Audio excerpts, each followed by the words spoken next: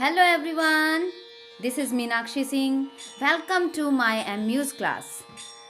आपको जैसे पता ही है कि ये जो मैंने स्पेशल चैनल बनाया है म्यूज़िक वाले जो भी कैंडिडेट्स हैं, स्टूडेंट्स हैं, उनके लिए ही मैंने बनाया है.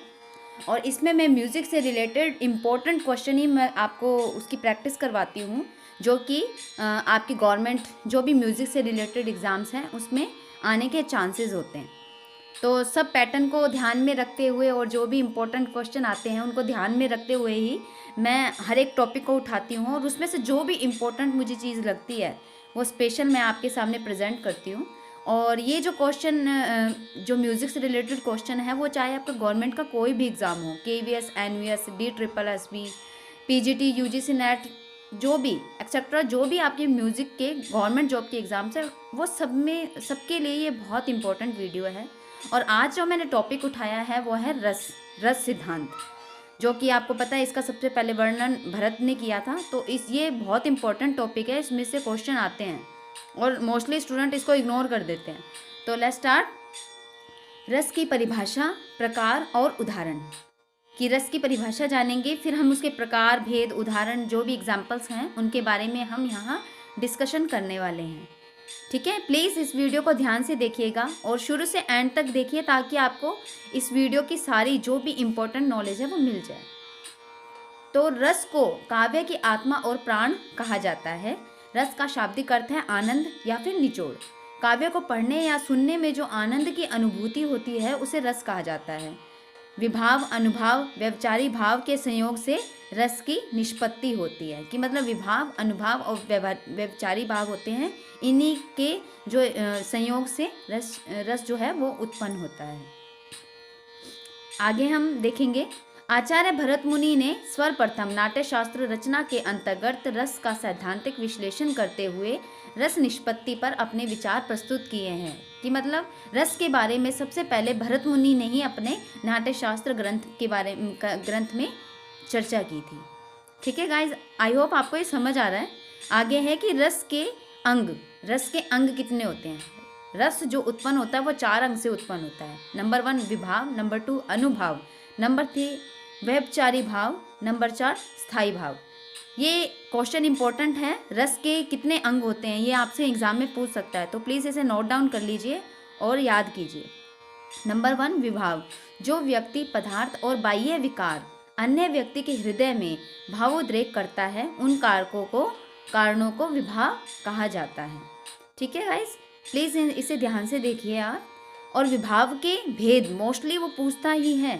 एग्जाम में ये क्वेश्चन आता है कि विभाव के भेद कितने हैं, तो आप ध्यान में रखना. इसके 2 पार्ट्स हैं, आलंबन और उद्दीपन. आलंबन वो होता है जो कि आलंबन या सहारा पाकर स्थायी भाव जागृत होते हैं, उसे आलंबन कहते हैं. जैसे नायक नायिका होते हैं वो आलंबन विभाव है.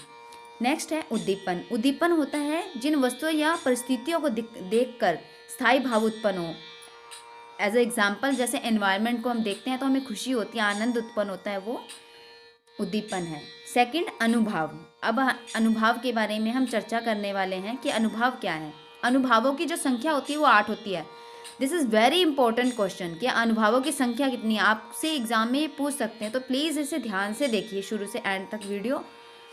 तो इसके 8 पार्ट होते हैं. नंबर 1 स्तंभ, स्वेद, रोमांच, स्वरभंग, कंप, विवर्णिता, अश्रु, प्रलय, संज्ञाहीनता भी बोलते हैं, और निश्चेष्टता.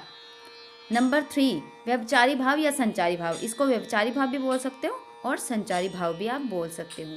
कि मन में संचरण करने वाले या आने जाने वाले जो भाव होते हैं उनको संचारी या व्यभिचारी भाव कह सकते हैं.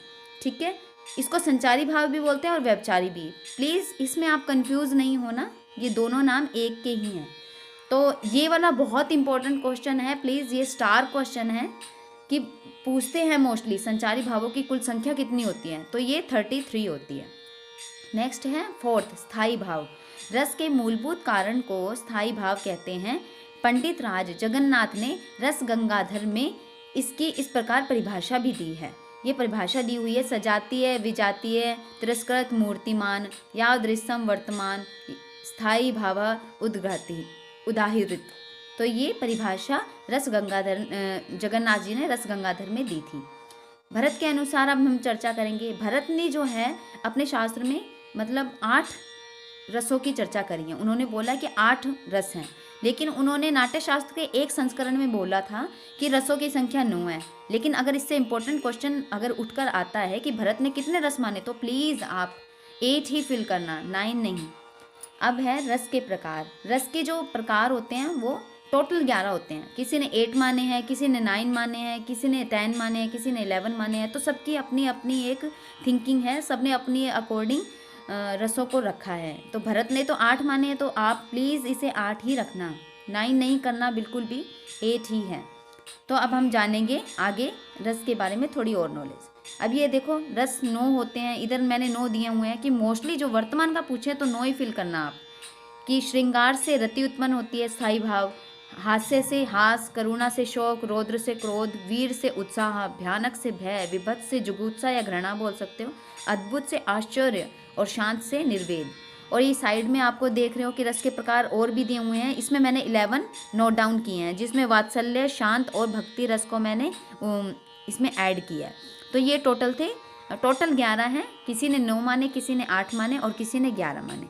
आई होप ये वीडियो आपको बहुत पसंद आई होगी, और मैं आपको गारंटी के साथ कह सकती हूँ कि इसमें से एक क्वेश्चन तो पक्का आएगा ही आएगा। अगर आपको मेरी वीडियो अच्छी लगी हो तो प्लीज़ मेरे चैनल को लाइक कीजिए, सब्सक्राइब कीजिए, ताकि आपको सारी इससे रिलेटेड नोटिफिकेशन मिल सके। और प्लीज़ गाइस शेयर कीजिएगा। Thank you so much for watching my video. Thanks again, thanks a lot. Please